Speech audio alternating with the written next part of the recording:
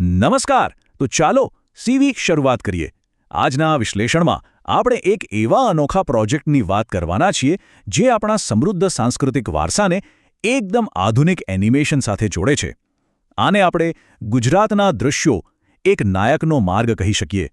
આ કોઈ સામાન્ય વિઝ્યુઅલ આઈડિયા નથી, પણ એક પૂરો અનુભવ છે. અહીં આપણે જોઈશું કે કેવી રીતે સુંદર દૃશ્યો અને ધ્વનિનું કોમ્બિનેશન એક જબરદસ્ત પ્રેરણાદાયક વાર્તા બનાવે છે.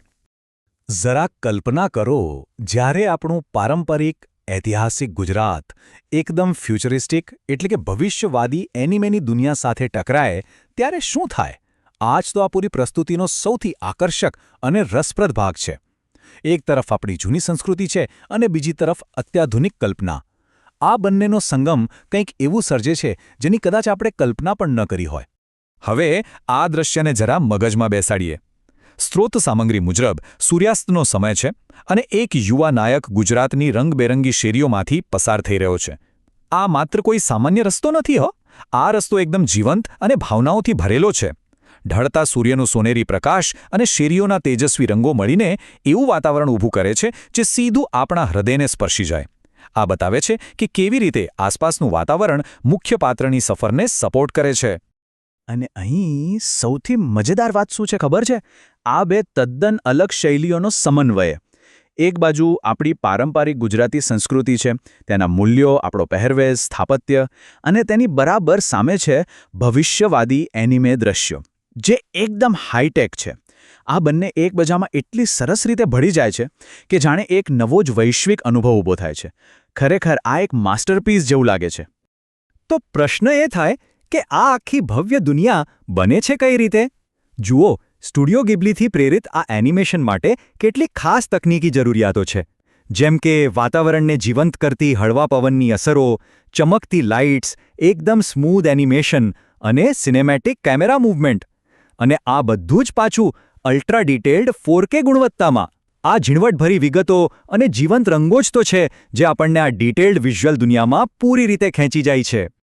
પણ એક મિનિટ, કોઈ પણ સારી વાર્તા ફક્ત દૃશ્યોથી જ પૂરી નથી થતી, સાચું ને? અવાજ પણ એટલો જ જરૂરી છે. અહીં ધ્વનિનું એટલે કે અવાજનું માળખું બહુ જ કાળજીપૂર્વક તૈયાર કરવામાં આવ્યું છે. તે માત્ર કોઈ સામાન્ય બેકગ્રાઉન્ડ મ્યુઝિક નથી, પણ તે આ અદ્ભુત દૃશ્યોને એક મજબૂત આધાર આપે છે અને આખા અનુભવનો ઇમોશનલ ટોન સેટ કરે છે. તો પછી આ બેકગ્રાઉન્ડ મ્યુઝિક કેવું હોવું જોઈએ? સ્ત્રોત સામગ્રીમાં સ્પષ્ટ લખ્યું જ છે કે સંગીત એકદમ ભાવનાત્મક અને પ્રેરણાદાયક હોવું જોઈએ. જરા વિચારો, સાંજનો સમય છે, આપણો યુવા નાયક પોતાની મંઝિલ તરફ જઈ રહ્યો છે અને બેકગ્રાઉન્ડમાં એવું સંગીત વાગી રહ્યું છે જે સીધું આત્મામાં ઉતરી જાય.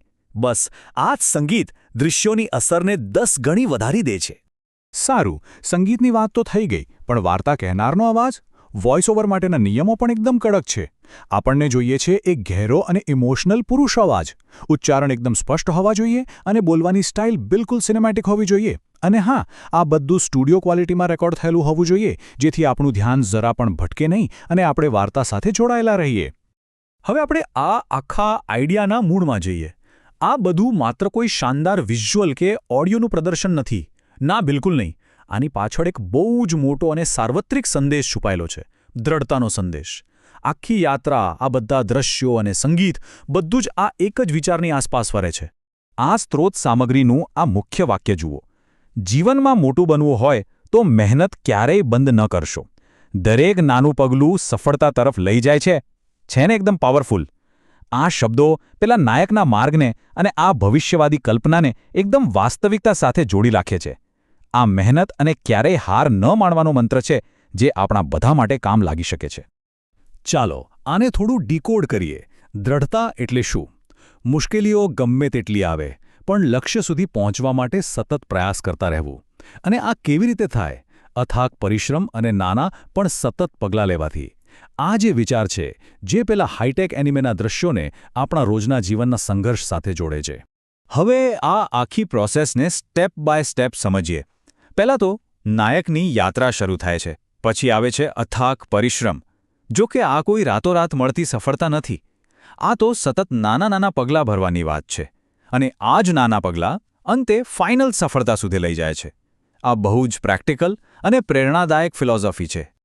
તો બસ અહીં આપણો સાંસ્કૃતિક વારસો અને સફળતાની એક સાર્વત્રિક સફર એકબીજામાં ભળી જાય છે.